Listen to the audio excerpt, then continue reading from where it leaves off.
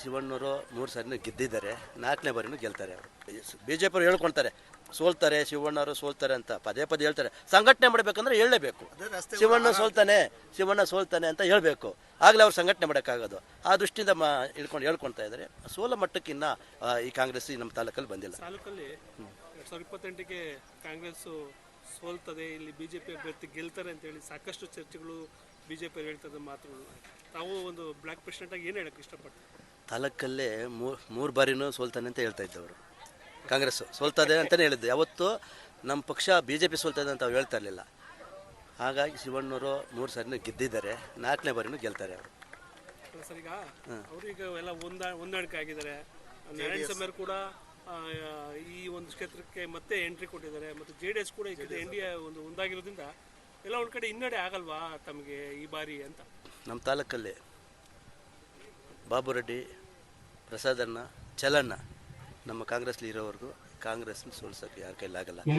ಕಾಂಗ್ರೆಸ್ಸನ್ನು ಸೋಲಿಸ್ಬೇಕಂದ್ರೆ ನಾನೊಂದು ವಾಸ್ತು ಹೇಳ್ತೀನಿ, ಜನ ಏನೇ ಮಾತಾಡ್ಕೊಳ್ಳಿ, ಶಿವಣ್ಣವರು ಅಭಿವೃದ್ಧಿ ಮಾಡಿದಾರೋ ಇಲ್ವಾ ಆ ದೇವ್ರಿಗೆ ಗೊತ್ತು. ಯಾಕಂದರೆ ಒಂದು 2 ರೋಡ್ ಯಾವುದೋ ಹದಗೆಟ್ಟಿದೆ, ಅದನ್ನೇ ದೊಡ್ಡದಾಗಿ BJP ಬಿಂಬಿಸ್ತಾ ಇದ್ದಾರೆ. ಆಯಿತಾ, ಮಾಡಿರೋ ಕೆಲಸ ಶಿವಣ್ಣವ್ರು ಏನು ಕೆಲಸ ನಮ್ಮ ತಾಲೂಕಿಗೆ ಮಾಡಿದ್ದಾರೆ ಅಂತ ಯಾರೂ ಯಾವ ಮಾಧ್ಯಮದಲ್ಲಿ ಯಾರ ಮುಂದೆ ಹೇಳಲ್ಲ. ಯಾವುದೋ 2 ರೋಡು, ಯಾಕಂದರೆ ಈ ಅನುದಾನಗಳು ಕೊಟ್ಬಿಟ್ಟು, ಈ ಫ್ರೀ ಭಾಗ್ಯಗಳು ಕೊಟ್ಬಿಟ್ಟು ಎಲ್ಲ ಈ ಕರ್ನಾಟಕದಲ್ಲಿ ಎಲ್ಲ ರಾಜ್ಯದಲ್ಲೂ ಎಲ್ಲ ಕಡೆಯೂ ಸ್ವಲ್ಪ ರೋಡ್ಗಳಾಗಲಿ ಡೆವಲಪ್ಮೆಂಟ್ ಸ್ವಲ್ಪ ಕಡಿಮೆನೇ ಇದೆ. ಯಾಕಂದರೆ ಎಲ್ಲದಕ್ಕೂ ದುಡ್ಡು ಸಹಾಯ ಮಾಡಬೇಕು. ಅವರು ಬಜೆಟಲ್ಲಿ ಅಷ್ಟೊಂದು ಹಣನೂ ಇಲ್ಲ, ಹಾಗಾಗಿ ಅಡ್ಜಸ್ಟ್ ಮಾಡ್ತಾಯಿದ್ದಾರೆ. ಮುಂದಿನ ದಿನಗಳಲ್ಲಿ ಈಗ ನೆನ್ನೆನೇ ಎಲ್ಲ ಪ್ಲ್ಯಾನಿಂಗ್ ಎಲ್ಲ ಆಯಿತು, ಲಿಸ್ಟ್ ಆಯಿತು, ಎಲ್ಲ ರೋಡ್ಗಳು ಮಾಡ್ತಾರೆ. ಅದೊಂದು ಬಿಟ್ಟು 2 ರೋಡ್ಗೆ ಆಗಿ ಶಿವಣ್ಣರು ಸೋಲ್ತಾರೆ ಅನ್ನೋದು ತಪ್ಪು ಕಲ್ಪನೆ ಅವ್ರದ್ದು. ಅವ್ರ ಬೆನ್ನೆಲುಬಾಗಿ ಕಾಂಗ್ರೆಸ್ ಸೋಲಿಸ್ಬರೋದ್ರೆ BJPಗಳು ಸೋಲ್ಸೋಕ್ಕಾಗಲ್ಲ. ಕಾಂಗ್ರೆಸ್ ಇಲ್ಲಂತ ನಾಯಕರು ಬೇಕಾದ್ರೆ ಕಾಂಗ್ರೆಸ್ಸಲ್ಲಿ ಸೋಲಿಸ್ಬೇಕಂತ ನಾನು ಒಪ್ಕೊಳ್ತೀನಿ. ಕಾಂಗ್ರೆಸ್ಸಲ್ಲಿ ಯಾರು ಅಂಥವ್ರು ಏನಿಲ್ಲ, ಪಾರ್ಟಿ ಬಿಟ್ಟು ಹೋಗೋರು ಅಂತಿಲ್ಲ. ಹೋದರೆ ಆ ನಾಯಕರು ಹೋಗ್ಬೇಕಷ್ಟೇ. ಆ ಪಕ್ಷದ ಹಿಂದೆ ಈಗ BJPಯಲ್ಲಿ ಕೆಲವರು ನಾಯಕರು ಎಷ್ಟು ಜನ ಬಂದರು ನಮ್ಮ ಕಾಂಗ್ರೆಸ್ಸಿಗೆ? ಅವರಿಂದ ಯಾರಾದರೂ ಹೋದ್ರಾ? ಎಷ್ಟು ಜನ ಬಂದರು ನೋಡಿದ್ರಿ? ಕಳೆದ ಎಲೆಕ್ಷನ್ ಚುನಾವಣೆಯಲ್ಲಿ ನೋಡಿದ್ರಿ ನೀವು, ನಾಯಕರು ಎಷ್ಟು ಜನ ಹೋದರು, ಮತ್ತೆ ಎಷ್ಟು ಜನ ಬಂದು ಸೇರಿದ್ರು ನೋಡಿದ್ರಿ? ಅವರಿಂದ ಯಾರೂ ಹೋಗಲಿಲ್ಲ. ವೋಟರ್ಸ್ ಹೋಗಬೇಕು. ಈಗ ನಾವೊಂದು ಉದಾಹರಣೆ ಕೊಡೋಕ್ಕೆ ಇಷ್ಟಪಡ್ತೀನಿ. ನಮ್ಮ ನಾಯಕರು ಆಗಿರ್ಬೋದು, KC ರಾಮಚಂದ್ರ ಅವರು ಒಬ್ಬರು ಹೋದರು, ಅವರಿಂದ ನಾಯಕರು ವೋಟರ್ಸ್ ಕರ್ಕೊಂಡು ಹೋಗ್ಬೇಕಾಯಿತು. ಆಗ ಶಿವಣ್ಣಕ್ಕೆ ತೊಂದರೆ ಆಗ್ತಾಯಿತ್ತು, ಸೋಲಕ್ಕೆ ಆಗಲಿ ಹಿನ್ನಡೆ ಆಗ್ತಾಯಿತ್ತು. ಯಾರು ಹೋಗಲ್ಲ, ಅವ್ರು ಹೋದರೆ ನಾಯಕರು ಹೋಗ್ಬೇಕಷ್ಟೇ, ವೋಟರ್ಸ್ ಯಾರೂ ಹೋಗಲ್ಲ. ಇಲ್ಲಿರೋದು ಶಿವಣ್ಣವರು ಒಳ್ಳೆ ಕೆಲಸ ಮಾಡ್ತಾ ಇದ್ದಾರೆ. ಒಂದು 2 ರೋಡ್ ಬಿಟ್ಟರೆ ನಾನೇ ಒಪ್ಕೊಳ್ತೀನಿ. ಉಸ್ಕೂರು ಇಲ್ಲ, ಅಭಿವೃದ್ಧಿ ಎಲ್ಲ ಕಡೆಯೂ ಕುಡಿತಾ ಆಗಿಲ್ಲ. ಈಗ ಹಾಕಿದ್ರಲ್ಲ ಚಂದಾಪುರದ ರಸ್ತೆ ಹದಗೆಟ್ಟೈತೆ ತೋರಿಸ್ತಾ ಇದ್ರಲ್ಲ, ಹಾಕಿದ್ರೆ ಯಾರಾದರೂ ಹೇಳ್ತಾರಾ ಶಿವಣ್ಣವ್ರು ಒಳ್ಳೆ ಕೆಲಸ ಅಂತ? ಹೇಳಲ್ಲ. ಅದನ್ನ ಎಲ್ಲಿಯೇ ಒಂದು ಸಣ್ಣ ತಪ್ಪಾಗೈತೆ ಅದ್ರ ಹುಡುಕ್ ತೋರಿಸ್ತಾ ಇರ್ತಾರೆ ಅಷ್ಟೇ. ಮಾಡಿದ್ದ ಕೆಲಸಗಳು ಯಾರು ಹೇಳ್ಕೊಳ್ತಾಯಿಲ್ಲ, ಜನ ಹೇಳ್ಕೊಳ್ತಾ ಇದ್ದಾರೆ. ಕಾಂಗ್ರೆಸ್ಸರಾಗಲಿ ಸಾರ್ವಜನಿಕರು ಹೇಳ್ಕೊಳ್ತಾರೆ. 2-3 ಕಡೆ ರೋಡು ಸಮಸ್ಯೆ ಆಗಿದೆ. ಉಸ್ಕೂರು ರಸ್ತೆ ಚಿಂತಮೂಲದಿಂದ ಮಾಡ್ತಾ ಇದ್ದಾರೆ. ಸಿಂಗನಗರ ರಸ್ತೆ ಹದಗೆಟ್ಟೈತೆ, ಅದನ್ನ ಮಾಡಿದ್ರೆ ಬಿಟ್ಟರೆ ಬೇರೆ ಅವ್ರ ಮೇಲೆ ತೋರಿಸೋಂಥ ಕೆಲಸಗಳು ಆರೋಪ ಮಾಡೋದಂತ ಯಾವುದೂ ಇಲ್ಲ.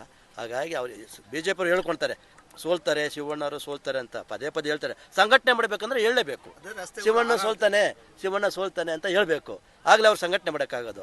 ಆ ದೃಷ್ಟಿಯಿಂದ ಹೇಳ್ಕೊಳ್ತಾ ಇದ್ದಾರೆ. ಸೋಲ ಮಟ್ಟಕ್ಕಿನ್ನ ಈ ಕಾಂಗ್ರೆಸ್ ನಮ್ಮ ತಾಲೂಕಲ್ಲಿ ಬಂದಿಲ್ಲ. ಈಗ 2 ವರ್ಷ ಆಗಿದೆ ಸರ್ಕಾರ ಬಂದು, ನಾಮನಿರ್ದೇಶಕರು ಯಾರು ಮಾಡಿಲ್ಲ. ಸರಿಗ ಇದೆಲ್ಲ ಒಂದ್ ಕಡೆ ಅಸಮಾಧಾನ ಇಲ್ವಾ ಕಾಂಗ್ರೆಸ್ ಅಲ್ಲಿ ಅಂತ? ಈಗ ಏನಾಗ್ತಾ ಇದೆ ಅಂತ ಅವ್ರ ಪರಿಸ್ಥಿತಿ ಏನಾಗೈತೆ ಅಂದರೆ, ನಮ್ಮಲ್ಲೇ ಕಿತ್ತಾಡ್ತಾರೆ. ನನಗೆ ಕೂಡ ಅಂತ ಕಿತ್ತಾಡ್ತಾವ್ರೆ. ಇವನಿಗೆ ಮಾಡಿದ್ರೆ ಅವ್ನು ಕೋಪ ಮಾಡ್ಕೊಳ್ತಾನೆ, ಅವ್ನಿಗೆ ಮಾಡಿದ್ರೆ ಇವ್ನು ಕೋಪ ಮಾಡ್ಕೊಳ್ತ ಅವ್ರ ಮನಸ್ಸಲ್ಲಿ. ಹಂಗಾಗಿ ಅವ್ರು ಬ್ಯಾಲೆನ್ಸ್ ಮಾಡ್ಕೊಳ್ತಾ ಇದ್ರು. ಅದ್ರಿಗೂ ಒಂದು ಅಂತ್ಯಕಾಲ ಬಂದಿದೆ.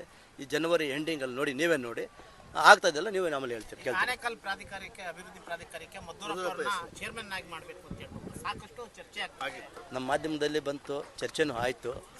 ಅವರು ಒಳ್ಳೆ ಸೂಕ್ತ ಟೈಮ್ ಸೂಕ್ತ ಅವ್ರಿಗೂ ಟೈಮ್. ಈಗ ಎಲ್ಲದರಲ್ಲಿ ಇದ್ದೇ ಇರ್ತದಲ್ಲ ಸರ್, ಎಲ್ಲದರಲ್ಲಿ ಒಂದು ಗ್ರಾಮ ಪಂಚಾಯತ್ ಸದಸ್ಯ ನಿಂತ್ಕೊಳ್ಬೇಕಾದ್ರೂ ಕಾಂಪಿಟೇಷನ್ ಇದೆ. ಇದು ಯೋಜನಾ ಪ್ರಾಧಿಕಾರ ಅಧ್ಯಕ್ಷರು ಎಷ್ಟು ಜನ ಆಕಾಂಕ್ಷಿಗಳಿದ್ದಾರೆ ಅಂತ ಕೇಳೋರು ಕಡಿಮೆ ಇದ್ರೂ ಮನಸ್ಸಲ್ಲಿ ಆಸೆ ಎಷ್ಟೋ ಜನಕ್ಕೆ ಇರ್ತದೆ. ಎಲ್ಲರಿಗೂ ಸಮಾಧಾನ ಮಾಡಬೇಕು. ಒಳ್ಳೆ ಸೂಕ್ತ ಟೈಮ್ ನೋಡಿ ಮಾಡ್ತಾರೆ. 2028ಕ್ಕೆ ಮದ್ದೂರಪ್ಪನವರು ವಿಧಾನಸಭಾ ಚುನಾವಣೆಗೆ ಬೇರೆ ಎಲ್ಲರೂ ನಿಲ್ತಾರೆ ಇಲ್ಲ. ಕಳೆದ ಬಾರಿ ನಾನು ಪ್ರಯತ್ನ ಮಾಡಿದೆ ಮುಳಬಾಗ್ಲಲ್ಲಿ. ಅದಕ್ಕೆ ಮೊದಲು ಪಾವಗಡದಲ್ಲಿ ಪ್ರಯತ್ನ ಪಟ್ಟೆ, ಅವೆಲ್ಲ ಫಲಿಸಲಿಲ್ಲ.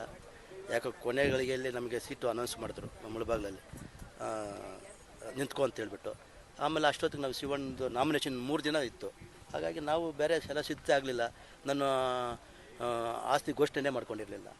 ಹಾಗೆ ಹೋಗಿ ನಾನು ಚುನಾವಣೆಗೆ ಹೆಂಗೆ ನಿಂತ್ಕೊಳಕ್ಕಾಗ್ತದೆ, ಎಲ್ಲ ನಾನು ಸಿದ್ಧತೆ ಆಗಿರಲಿಲ್ಲ. ಹಾಗಾಯಿತು. ಈ ಸಾರಿ ಆ ಥರ ಆಸೆಗಳೇನು ಇಲ್ಲ ನಮಗೆ. ಆಮೇಲೆ ಶಿವಣ್ಣವ್ರು ಗೆದ್ದರೆ ಸಾಕು ಅಂತ ಅವ್ರ ಜೊತೆಲಿ ಇರ್ತೀವಿ. 2.5 ವರ್ಷ ಆಗಿದೆ ಸರ್ ಆನೇಕಲ್ ಅಭಿವೃದ್ಧಿ ಅದನ್ನೇ ಮುಂದೆ ಹೇಳಿದೆ ನಾನು. ಮುಗೀತಲ್ಲ ಅಂತ. ಅದನ್ನೇ ಹೇಳಿದೆ ನಾನು. ಜನವರಿ ಎಂಡಲ್ಲಿ ನೀವು ನೋಡಿ, ಫೆಬ್ರವರಿಗೆಲ್ಲ ಹೊಸ ಯೋಜನಾ ಪ್ರಾಧಿಕಾರ ಅಧ್ಯಕ್ಷರು ನಮ್ಮ ತಾಲೂಕಿಂದ ಒಬ್ಬ ಕಾಂಗ್ರೆಸ್ ನಿಷ್ಠಾವಂತ ಕಾರ್ಯಕರ್ತ ಹಾಗೆ ಆಗ್ತಾನೆ, ನೀವು ನೋಡಿ. ಕೆಲವು ಕಾಂಗ್ರೆಸ್ ಲೀಡರು ಬಿಜೆಪಿ ಹೋಗ್ತಾರೆ ಅಂತ ಮಾಹಿತಿ ಇದೆ, ತಮಗೂ ಗೊತ್ತಿರೋ ವಿಚಾರಗಳು.